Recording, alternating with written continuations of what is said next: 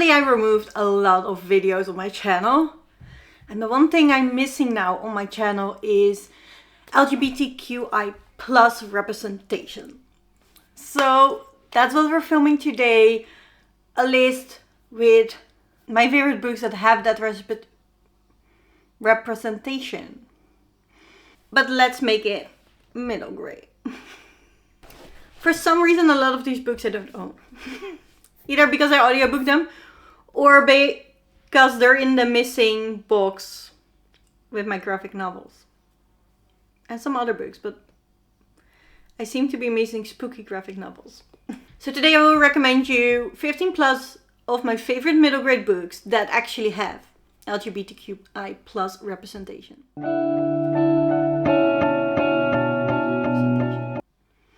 Hello, if you're new here, I'm Denise from Chaos in Bookland. I post bookish videos twice a week. So if you would join the chaos and the fun, please don't forget to like and subscribe to join the chaos tribe. These books have all kinds of representation in them and all different ways how they do it. So in some of these books, the representation is in the main character.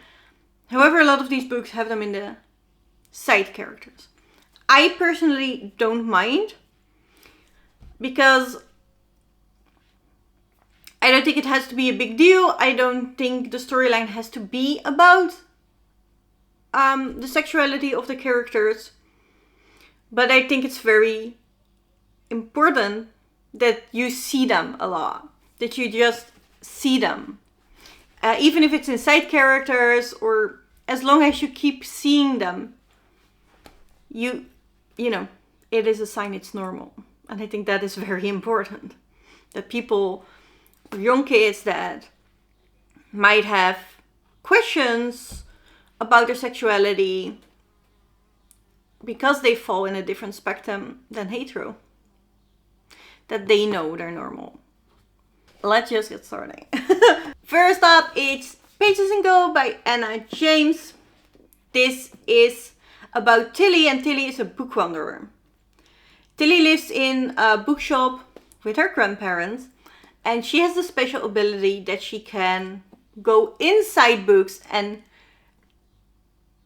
really live the adventure with the characters, but also some of her favorite characters can come out of the books and hang out with her in the bookshop. For Tilly, her favorite characters are Alice from Alice in Wonderland, as well as Anne from Anne of Green Gables, so those you see a lot. And it is not in the first book, but in one of the sequels there is same-sex couple. But they are side characters in this, so if that is annoys you, sorry. Next up is The Hatmakers by Tamsin Merchant. This is about 4 pronouns families, and they all have a special kind of magic. In this book we follow the hat makers that have magic while making hats, so their hats can do special things. And in this we follow Cordelia, and she lost her father, and it's all about making friendships. Like, all the 4 families hate each other, and Cordelia is best friends with one of the kids from the other families, and they don't really get the hate. So it's a lot about prejudice. And putting that aside, as well as Cordelia trying to find her father because he's lost on sea. And in this there is again a same-sex couple. However, this book takes it a tiny bit further, and in this they actually kiss. Then we have Strangeworld Travel Agency by L.D. Lapinski. And in this, the representation is in a trans man main character. We follow Jonathan, and he runs the Strangeworld Travel Agency, and he has this big wall of suitcases behind him. And basically every suitcase brings you to another fantasy world. This is a portal fantasy at its finest. It's absolutely lovely. The worlds are incredible. They're all so very different. It's a shame there are only 3 books because I love them so much. But yeah, the main character is a trans man. There are also, we follow two characters and they kind of develop crushes. And at least one of them is a same-sex crush.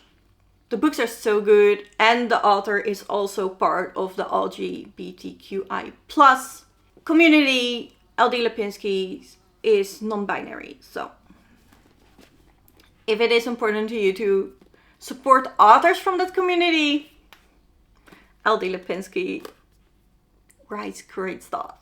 Highly recommend. Also by LD Lapinski is Artizans, another amazing book. We follow, this is about a camp for artisans, which are basically magicians. And you have all kinds of magic.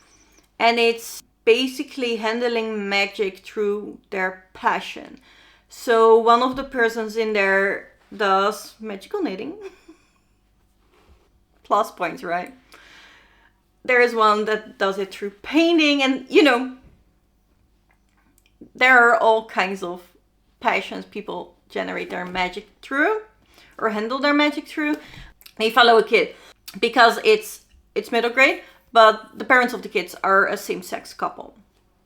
Then we have the Avengers Guild series, and this is basically dystopian pirates.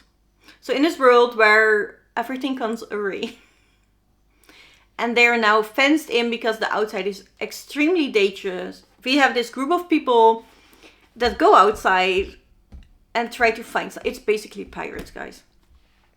Loved it. Loved the writing of this book. I think this is a very highly underrated series. It's a trilogy. I audiobooked them, so I don't own them. But in this book, the main character is gay. And the mentor of the main character also has a same-sex relation. It was so lovely. The bond between the kid we follow and the mentor, amazing. It was really good. And I think it's highly underrated. Then we have Battle Dragon City of Thieves. This is also more dystopian, but there are dragons involved. So it's also fantasy. And in this book we follow a non-binary character. I remember a lot of running in this book, and there was, again, everything is chaos, everything is fallen array, and this kid joins a band of people that are fighting the rich and powerful. Then we have Vanya and the Wild Hunt. I recently read this book, absolutely loved it. The main girl we follow has actually ADHD. If you also want some neurodiversity representation in there. But Vanya forgets her housework, or her homework someday. And she goes back to the house to get it before a class. And she finds her father on the ground. And then she runs upstairs finding her mother, and her mother is battling a monster. That was a shock to Vanya. But that also threw her into this magical world. Her parents shielded her for it. And in order to stay safe, but also learn about her own magic, Vanya goes to this magical school. And while she is going to that school, she stays with her uncles. So she's staying with a same-sex couple. But it's just a really good magical school. Magical society. More so than school. It all plays in the city where the school is. And it's all around the school. But you don't really follow the classes. There is a tournament in it as well. There are a lot of magical creatures in it. It was just a really good book. Unfortunately, the sequel comes out into 2027. So, you have been warned if you start this one. Then we have Garlic and the Witch, which I own, but is in the box. I can't seem to find. Garlic and the Witch is incredible. It's a graphic novel. The artwork is stunning. It is extremely fall-esque and gothic-esque. And in this we follow Garlic, which is a garlic bulb, and he's anxious. And he's living in a town of veggie people and one witch. Because the witch made them.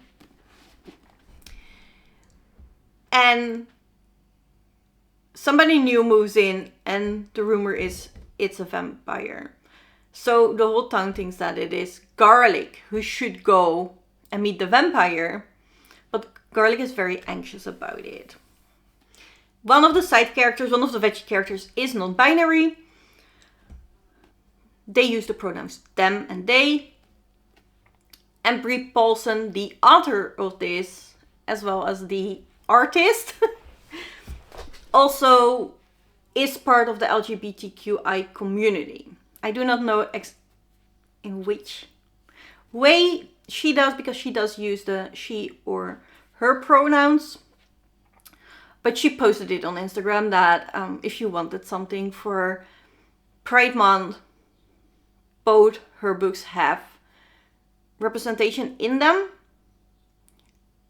And she is also part of the community as well. So if you wanted to support either books that have the representation or authors in the community, Brie Paulson is also a really good one to get in.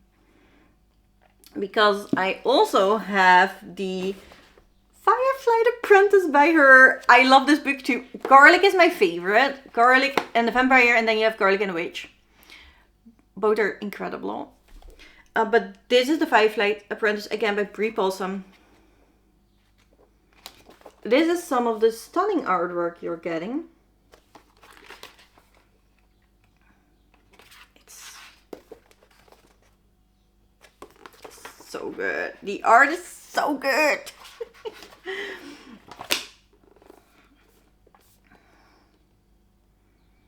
And in this we follow Ada as well as Safi, and Safi is the younger sister, but she is developing powers, magical powers. Which in a world that is fighting a war is dangerous, because then they really want you for the army. But then the little girl also needs to learn how to control her magic, and that is only doable if you be an apprentice of what is basically the army. So, and I don't really want to spoil anything more than this. You just need to know that Brie Paulson's graphic novels are heartwarming. Whatever one you pick up, you should do it. And it's gonna be so cozy and so heartwarming. You're gonna be so happy when you do. And Ada that we follow in this book is Arrow Ace. And there are a gay as well as trans side characters. Next up is Witchlings, and in this we follow a girl who has magic. And her mom is in the most powerful coven. So on the Black Moon, she also goes into the ceremony where you will be sorted in your coven. And, you know, she's determined to get into the best coven with her best friend. However, she does not get signed up in any coven. It turns out that she is a spare. And the spare covens are very frowned upon. You don't have a lot of magic if you're in there. So they're with fewer witches and they're not as powerful. But when there are only 2 people in that spare, in that coven in her year, and they can't even make a coven. So the only thing she can do is provoke the impossible task. So they now have to do, you know, the impossible thing to keep their magic, because otherwise they will lose their magic. And the representation is all in side characters, but there is representation of drag, there is representation of same-sex couples as well as non-binary. Next up is another graphic novel. It is Mooncakes. And in this we follow Nova. And she knows more about magic than the average teenager, because she works and lives in the bookshop from her grandma. And there they loan out spell books to people. And on an unfortunate night, she comes across her childhood crush, Tam Lang, and they turn out to be a werewolf. And in this, the representation is a same-sex couple crush. Another very cute graphic novel is The Tea Dragon Society. And this is all about the dying art of tea dragon caretaking. They're little dragons. It's super cute, super wholesome. And it's more slice of life. Finding your place. It is really, well, it's another word for heartwarming. Like, sometimes you need those reads where you read it and then you feel good and you feel loved. This is one of those books, same as Garlic and the Witch and Scarlet and the Vampire. This has a same-sex couple and a non-binary side character. Then we have another comic, but it's Lumberjanes. And in this, there is a same-sex couple as well. But it's overall very queer and very acceptant of everything. This is about a group of girls that go camping. And they find the most magical and weird stuff. Shit is always happening. And they have to solve it while earning badges. As a camp leader myself, someone who organized a readathon based on earning badges multiple times a year, Lumberjanes is it, guys. I love Lumberjanes. It is nonsensical, it's wacky. It is fairy tale inspired, mythical inspired. It's really good. Next up is Me, My Dad, and the End of the Rainbow. And Archie is really struggling. His parents divorced. They kind of seem to hate each other. And the only thing he knows for certain is that they're keeping secrets. And they don't want to tell. So Archie is on a mission to find out. And he finds a flyer in his dad's pocket. And it's a very colorful one. So Archie decides that is going to be the answer. And because his parents refuse to tell him anything, he goes. And it's the Pride Parade. So you see so many characters here. Same-sex couples, drag, everything. Archie gets lost and a lot of people from the community are helping him. And then he finds out that his parents divorced because his father is gay. So it is a contemporary, but it is very wholesome, very cute. And it is all about the LGBTQI plus community. That's the whole point of the book. So if you want the representation full, in front and center, this is the book for you. The House at the Edge of Magic by Amy Sparks is another one. This is again a middle grade fantasy, and this is about Nina. And she is an orphaned pickpocket. And one day she steals a beautiful ornament from somebody's purse. And the ornament turns out to be, transform in a magical house. However, the house is cursed. And Nina is gonna help the house to get lost of this curse. And one of the side characters in this book is non-binary. And last but not least is Nevermore by Jessica Townsend. This is a very well-known middle grade fantasy. And the sequel is coming out soon or is just released. And it's the 4th book that is just released. We have been waiting on that book for 2 or 3 years now. This series is about Morgan Crow. And she has been told her whole life that she's cursed and that she is about to die on her 12th or 13th birthday. But what happens instead on that birthday is that a certain person called Jupiter comes and gets her. And she is transported to this whole magical world where she has a very special magical power, but a very dangerous one. Also a very powerful one. That's mostly what makes it so dangerous. Because the current leader that is, trying to get the lead with force has the same magical ability as her. And this is now a quarter, and I think there will be 6 books out in this series, but it's really good. It is on the higher end of middle grade. So if you like magical schools, there will be trials. And you like it on the higher side of middle grade, this is definitely a book for you. And this book features same-sex couples. And that were all my recommendations for middle grade with LGBTQI plus representation. I hope you enjoyed. If you have more recommendations, please leave them down below in the chat. Let's make this one place where we can all find great recommendations. If you did like this video, please like, subscribe if you want to see more chaos from me, and I will see you in the next one. Bye, nerds!